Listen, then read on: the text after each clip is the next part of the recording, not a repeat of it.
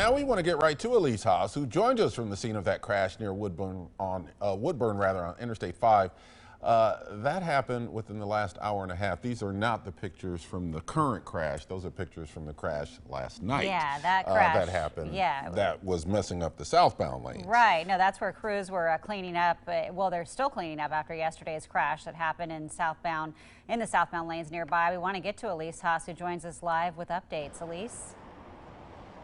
Yes, Ken and Jenny. So we're out here focusing on the I-5 northbound lanes right now because while we were driving through southbound, we saw that crash. And as you can see, it's created a significant backup in the I-5 northbound lanes. And so right now, this crash appeared to happen near Woodburn, and it's really backing all the way up to Kaiser and a little bit through and further on. So traffic is really crawling right now. This is the fastest we've seen it go, which is probably about 5-10 miles an hour within the last half hour or so. But at the same time as all of this is slowing, you can see a lot of people are also moving and trying to get off on the exit as well because they're being forced off because not very much traffic can make it through. So at the same time that these northbound lanes are just moving so slowly, you can see all of the lights all the way down for miles. The southbound lanes you'll see are moving pretty freely, but this is actually where another crash from yesterday closed down the southbound lanes, and now as of this morning, ODOT has reopened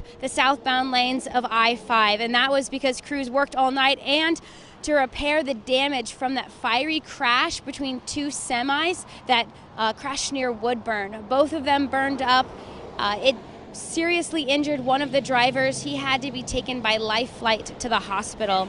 And ODOT says that it took them so long to reopen I-5 southbound because they had to tow away those charred semis as well as all of the lumber from one of their trailers. So the fire from that crash also is so intense, plus diesel fuel spilled from those trucks, damaging the right lane, so much so that ODOT may have to keep that right lane of I-5 southbound closed for an extended period of time until they can repave it.